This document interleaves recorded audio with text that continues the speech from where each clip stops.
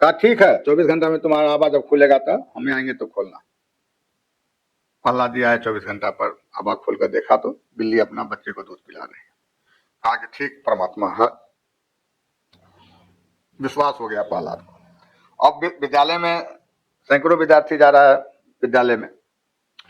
शिक्षक को वही शिक्षा दिया था कि तुम हिरण्यकश्यपु करके उच्चारण करवाना।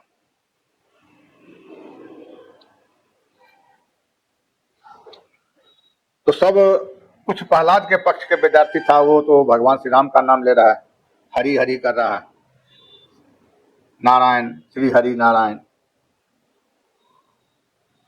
और हिरण्यकश्यपु के पक्ष के टीचर और जितने भी विद्यार्थी सब था वो सब हिरण्यकश्यपु को नाम जपा रहा है।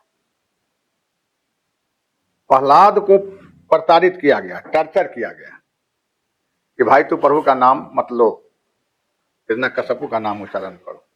प्रहलाद ने बात को माना नहीं। कहा तुम अपने पिता को नहीं मानते हो, परम पिता को नहीं मानते हो, मैं तुम्हें भी नहीं मानता। जो परमात्मा को, सत्ता को भंग करना चाहे, ऐसे हत्यारा से दूर रहना चाहे, चाहे बेटा हो, बाप हो, कोई भी हो, भाई हो, समाज हो, जो परमात्मा को, सत्ता को भंग करे, जो परमात्मा को, सत्ता को मानता न दे, उसको शत्रु के समान त्याग कर देना चाहिए। प्रहलाद ने कहा कि चलो तुम यदि परम पिता को सत्ता नहीं मानते हो तो मैं तुम्हारा सत्ता नहीं मानता। उस पर बहुत चर्चा किया गया, बहुत प्रताड़ना हुआ।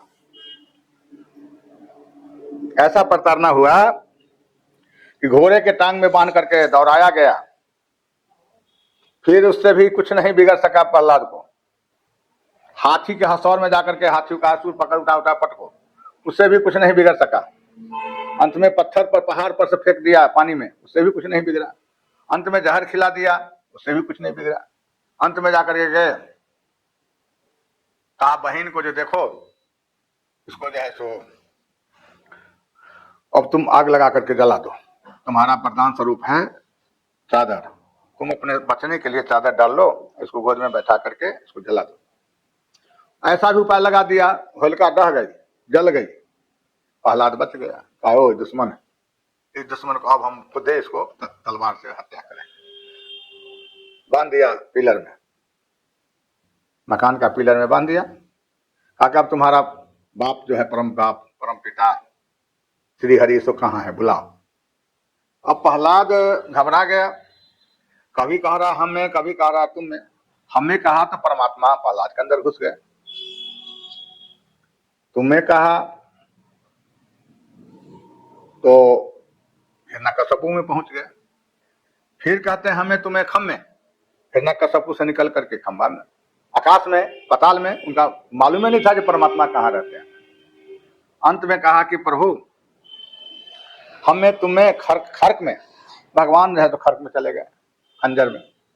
फिर कहते हैं खंभ में कि भगवान का यही तो भक्त है, खंभा फाड़ करके हिरण्यकश्यपु को संहार करते हैं। तो अपने भक्त के लिए भगवान कुछ भी कर सकते हैं। आंसू बहने लगे प्रहलाद को, आंसू पोंछने लगे और जीभ से चाटने लगे।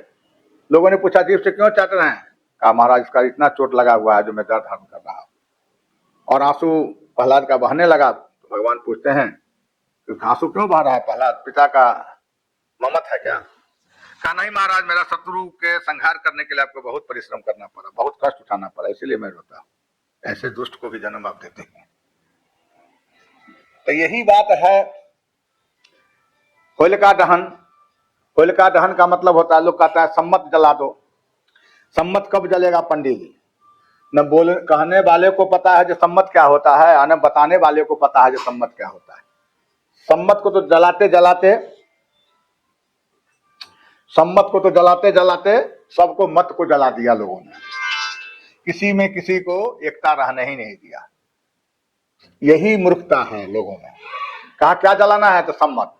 अरे सम्मत, जो सबका एक मत है उसी को जलाने की कोशिश कर रहा है लोगों ने। कहा आई सम्मत फूका गया? सम्मत फूकने का विषय है, सम्मत भंग करने का चीज है। ये अनादिकाल से सम्मत को जलाओ, जलते जलते सबका मत जल गया। अब प्रश्नों सबका व्यक्ति विशेष मत है। पिता पुत्र का मत नहीं मानता है, गुरु शिष्य का मत नहीं मानता है, पति पत्नी का मत नहीं मानता है, सम्मत तो जल गए, जलना चाहिए होलिका, दहन होना चाहिए होलिका, तो होलिका दहन के बदला में सम्मत लोग जलाने लगा। विवाह शादी में कहता है मरवा बन गया, मरवा का निमंत्रण है, अरे जहां विवाह मंडप बनना चाहिए वहां मरवा कहां से आ गया? तो खुदे मंगल का मंगल में बदल करके लोग चलते हैं। ज्ञान का अभाव में ऐसा ये सब हो रहा है। ऐसे सदगुरु का भी अभाव है, सही सदगुरु का दिखाई नहीं देता। अभी तो सब सदगुरुए बनते हैं, लफंगा लुच्चा लफंगा